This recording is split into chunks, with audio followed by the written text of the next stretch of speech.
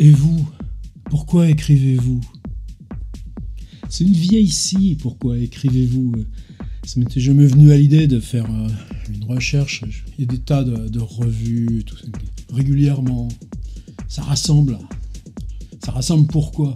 On fait communauté, là, dans une revue, parce que on écrit. Alors évidemment, il y a des grandes réponses, on les connaît tous par cœur. Pourquoi écrivez-vous? Ah ben ouais, tu sais, lui il a dit ça, lui il a dit ça, lui il a dit ça. Pourquoi? Il y a eu des marqueurs. Dans ces marqueurs, c'est un numéro de Libération. Vous savez, je crois que c'est vers à peu près au moment du salon du livre, là, maintenant, qui est repoussé dans toutes les calendes de grec, qui fait un numéro spécial en laissant... en invitant des auteurs. C'était en 1985. Moi, j'étais pas dedans. Il avait demandé à 400. Oh là là, j'étais pas dans les 400. Pourquoi écrivez-vous? Mais ils ont un peu triché parce qu'ils ont été en repêché justement dans... C'est une valeur en fait. Pourquoi écrivez-vous? Tu fais une bonne réponse, elle te survit à toi, elle continue de se propager. Donc dans ce Libération de 1985, ils avaient repris Samuel Beckett. Pourquoi écrivez-vous? Bon qu'à ça. Bon qu'à ça. Alors évidemment, celle-ci, elle est devenue légendaire. Pourquoi c'est légendaire? Pour le culot de Samuel Beckett à dire bon qu'à ça. Moi, je suis taupier, je mets des barbelés dans les trous de taupe. Je dis ça parce qu'il y a des histoires de taupe. Les voisins de Beckett, à sa maison de campagne, qu'il avait clôturée d'un grand mur de 2 mètres avec sa petite maison carrée tout au milieu, pour se venger de ce truc, il balançait des taupes, paraît-il, par-dessus le mur. T'écris bon qu'à ça. Alors, à l'intérieur de nous, justement, on va le chercher. À quel endroit, à l'intérieur de toi, il y a un bon qu'à ça? Justement parce que, dans ce cas-là... tu assumes ta maladresse, tu assumes, c'est ce que William Faulkner disait, t'as un petit timbre-poste, faut trouver le petit timbre-poste, et quand t'as trouvé le petit timbre-poste, eh ben tu creuses dedans. Bon qu'à ça. Et puis aux antipodes, alors Libération, je crois, l'avait repris aussi, mais ça, pauvre Saint John Perse, il suçait les pissenlits par la racine déjà depuis un moment. C'était pourquoi écrivez-vous? Pour mieux vivre. Alors lui aussi, il avait réussi le truc en 3 mots. Simplement, il y avait une phrase avant d'ailleurs, mais ça n'a pas la raideur de Samuel Beckett. N'empêche que, pour mieux vivre, laissez ça résonner à l'intérieur de vous. Qu'est-ce que tu demandes à vivre pour que ce soit un mieux vivre? Et à quel endroit l'explication que tu as avec toi-même et le monde qu'est l'écriture, ça intervient dans ce rouage. Puis, il y a eu aussi Blaise Cendrars. Et le Blaise, lui, fait encore plus fort. Il met un seul mot. Bon, d'accord, un seul mot qui est en 2. Mais enfin, il compte pour 1, quoi. Pourquoi écrivez-vous? Parce que. Et le parce que de Cendrars, moi, je le trouverais même plus fort que celui de Beckett. Vous savez, il y a ces types qui grimpent sur les montagnes. Alors moi, ça, c'est vraiment pas mon truc, mais le premier type là, qui avait monté l'Everest, je crois que c'était un Anglais, Hillary. Et ce Hillary, avec ses mains gelées, ses doigts coupés. Pourquoi? Parce qu'elle est là, la montagne. Alors nous, qu'est-ce qu'il y a là, de nous, autour? C'est l'écriture qu'on affronte? Non, justement. Il n'y a pas la montagne. Il y a quoi? Il y a... est-ce que tu te satisfais de ce qui t'entoure? Non. Anxiété, curiosité... C'est-à-dire, c'est pas seulement l'inquiétude, c'est pas en réaction, le repli, il est toujours passif, il est toujours néfaste. C'est comment tu vas aller gratter ça? C'est la phrase de René Char. On n'a pas été lui poser. Mais pensez René Char et vous pensez la lucidité et la blessure la plus rapprochée du soleil. Pensez René Char et puis vous avez comment vivre sans inconnu devant soi. C'est ça qui nous porte. Qu'est-ce qui fait que ça s'ébranle? Et qu'est-ce qui fait que toi-même, à un moment donné, dans ta vie, depuis l'enfance, tu as pu être pris dans cet ébranlement? Alors tout ça, c'est parce que hier, dans cet échange de 2 heures avec l'université de le département français de l'université de Hamadan en Iran. C'est venu, c'est-à-dire j'avais des questions qui m'arrivaient par le chat, et puis c'est venu s'écrire « Pourquoi écrivez-vous » Mais c'était pas en référence à l'enquête de Libé. Alors j'ai regardé, c'est-à-dire il y a eu ce Libé, 400 écrivains répondent à « Pourquoi écrivez-vous » et puis ensuite, un an après, ça a été repris dans un livre de poche. Hein. Oh là là, on va pas cracher sur les petits sous. Je l'ai commandé sur Recycle Livre, les trucs d'occasion, pour 13 balles. Et évidemment, dès que je vais l'avoir reçu, là, dans 5-6 jours, on se la reprendra là, en vidéo. Ce qui me tracasse, c'est ça. C'est qui les 400 ? C'est-à-dire qu'à 30 ans d'écart, 85, moi c'était mon deuxième livre, limite. Quand on va lire ensemble les 400 noms, qu'est-ce que ça nous dit pour aujourd'hui ? Pour le mot, justement, écrivain, qui n'a pas besoin du « pourquoi écrivez-vous » ? Alors cette étudiante iranienne, évidemment j'ai pris au sérieux la réponse. C'est-à-dire que, précisément, en soi-même, à quel endroit ça participe d'un non-choix ? Et à quel endroit, si on régresse à l'intérieur de soi, dans cette instance du non-choix, alors peut-être cet usage libre d'écrire, on peut l'assumer. Et justement, à ce moment-là, il devient partageable. Et on est tous, toutes, à égalité. Là encore, moi, ce qui m'attache profondément aux questions d'atelier d'écriture, au fait que si on appuie la littérature sur la pratique, l'autre la poésie est faite par tous, non par un, et non pas sur une sorte de grosse douche verticale avec une vieille chaîne de chasse d'eau comme on avait autrefois quand les trucs étaient tout en haut. Maintenant, il faut se baisser pour appuyer sur les chasses d'eau. Je ne parle pas des chiottes japonais où tu comprends rien avec tout leur caractère. Et hop, tu as des douches qui te surgissent d'en bas. Ça peut être dangereux d'aller dans les métaphores. Donc on tire les métaphores, mais la littérature verticale, elle est morte. Soit elle continue dans les facs de lettres, critique littéraire. On n'en veut plus, quoi. Alors hier, dans l'espèce de blanc qui te prend soudainement parce que à la question, tu réponds quoi ? Il y aurait des réponses non pas cyniques, mais tu peux t'en débarrasser. C'est-à-dire dire, si pour vous, écrire, ça tient d'un pourquoi, laissez tomber. C'est pas grave, il y a tellement d'autres choses à faire. Mais toi, tu cherches à l'intérieur de toi et tu dis à quel moment il y a eu cette sorte d'aberration. Aberration que, évidemment, tu la trouves chez tellement de tes copains et tout ça, mais qui te dit, c'est dans le langage. Alors, évidemment, moi, c'est des choses qui peuvent remonter très loin. Il y a la myopie, il y a en maternelle, ce qui correspondrait à, je pense, la grande section, enfin en tout cas, bien l'année avant, ou ceux des apprentissages de l'écrit, j'avais eu ma mère comme institutrice. Évidemment, dans le village, tu n'as pas le choix. Il y avait que, elle n'allait pas me confier une autre institutrice. Et je me revois, et il fallait que je récite à mon tour une petite fable. Et cette petite fable, donc je me lève, je commence à la réciter. J'avais appris ma leçon, comme les autres de la classe. Et puis autour, les petits gamins, c'était dur, hein, c'était un petit bled paysan. Chouchou, chouchou, chouchou. Comment tu peux être chouchou si justement face à ta mère, debout et ta mère loin, ce que tu dis est dans une langue qui n'est pas la langue par laquelle tu t'adresses à ta mère.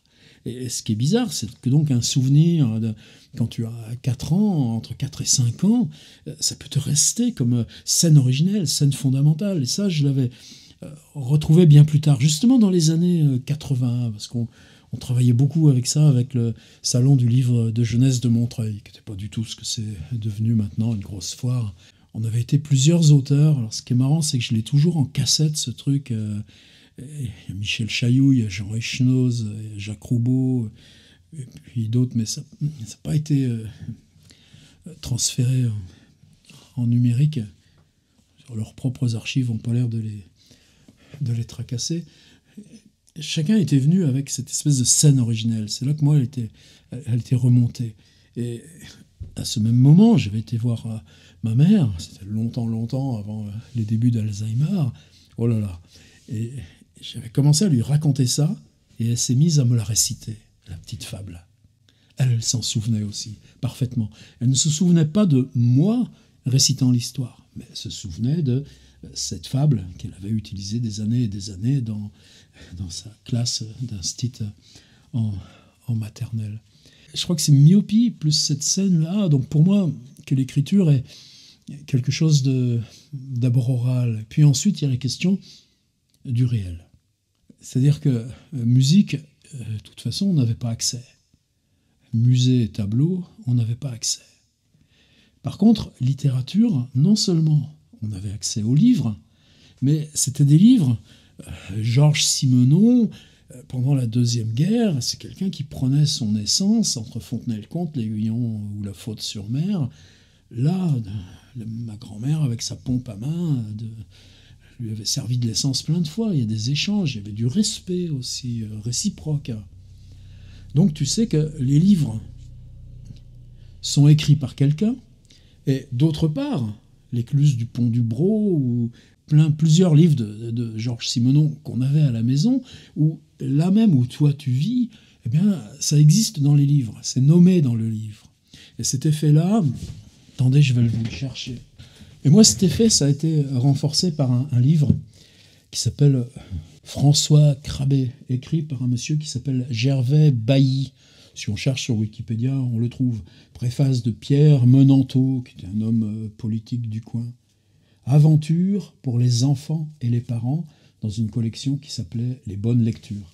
Alors, j'ai toujours gardé le mien, simplement il n'a plus de couverture. Crabet fut charmé par le lieu, par les couleurs, aussi par l'intensité de la vie animale. Le parc en miniature des chardons bleus était traversé par le vol fou des papillons rouges, jaunes et noirs. Une grosse libellule, au corps épais comme celui d'un hydravion, vint faire entendre majestueusement la vibration fine de ses ailes. C'était pas de la gnognotte. Alors, ce livre-là, comme il n'y a plus de reliure, pareil, c'est recycle le livre ou pas, c'est un bouquiniste en tout cas. Et ça vient d'une bibliothèque, rayon R, BAI. Mais justement, je l'ai gardé dans sa cellophane parce que c'est trop précieux pour que je l'ouvre.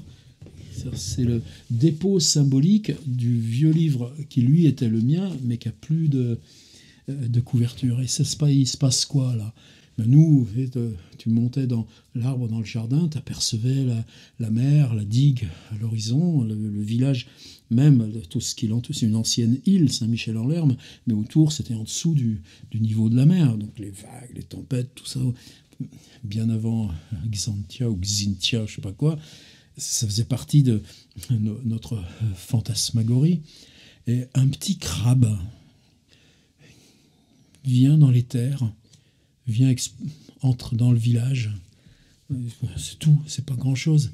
Mais ça veut dire que nos tout petits éléments du quotidien, même ces petites bestioles qu'on ramassait sur les plages, qu'on trouvait par terre après la fin du marché, eh bien, c'était ça, les livres.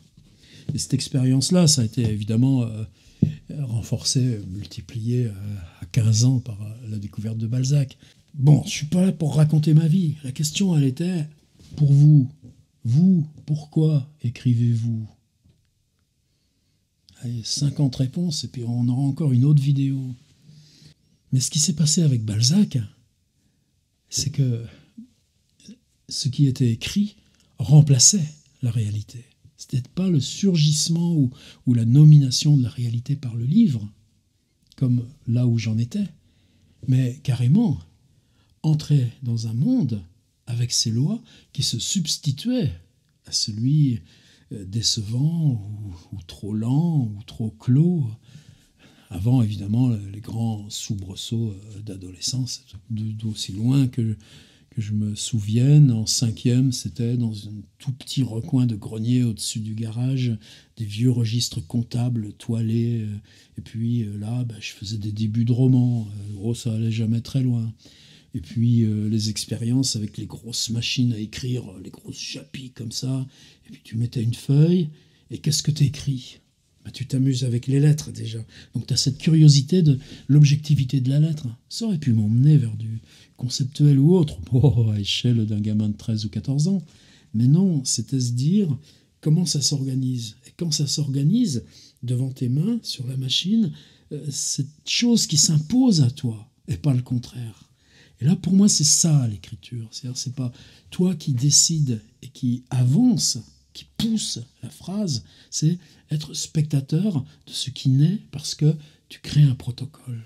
Alors après, il y a eu le grand vide. Le grand vide, je pense que ça commence après mai 68. Mai 68 n'a rien à voir là-dedans, mais c'est la première, c'est toutes les découvertes en terminale, c'est tout ce qu'on mettait dans le militantisme. Donc pour moi, disons de 1969, mais quelles autres découvertes on a faites à la place?